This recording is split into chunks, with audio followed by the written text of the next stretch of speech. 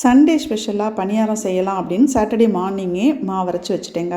நைட்டுக்கு பார்த்தா நல்லா பொங்கி இருந்துச்சு. ஓகே, சாட்டர்டே நைட்டுக்கு குழிப்பணியாரம் கார பணியாரம் செஞ்சிடலாம் அப்படின்னு பிளான் பண்ணி வெங்காயம், கேரட்டு, இஞ்சி, கடவுளுந்தம்பருப்பு போட்டு எல்லாம் வதக்கி கருவேப்பிலை, மல்லித்தலை பிச்சு போட்டு சூப்பரான ஒரு கார பணியாரம் செஞ்சு அதுக்கு காம்பினேஷனாக கார சட்னி நல்லா சொல்லுன்னு வச்சு நல்லா சாப்பிட்டாச்சு.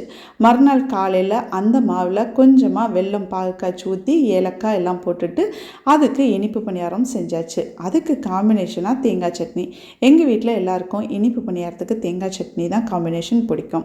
சண்டே மார்னிங்கும் சாட்டர்டே நைட்டும் சூப்பராக முடிஞ்சிருச்சுங்க. இன்றைக்கி சண்டே மத்தியானம் லஞ்சுக்கு காடை வாங்கியாந்துருக்காங்க. ஸோ அதை தான் நான் நல்லா வறுத்துட்டு அது கூட ரசம், சாதம் இதெல்லாம் வச்சு சாப்பிட்லாம் அப்படின்னு பிளான் பண்ணியிருக்கேன். இனி அதெல்லாம் க்ளீன் பண்ணி எல்லாம் பண்ணணும். ஸ்மூதி சாப்பிட்றது ஹெல்த்தியாக இருந்தாலும் அதுக்கு லீவ் விடும்போது ஒரு ஹாப்பி வருது பாருங்கள். உண்மையை ஒத்துக்கணும்ல.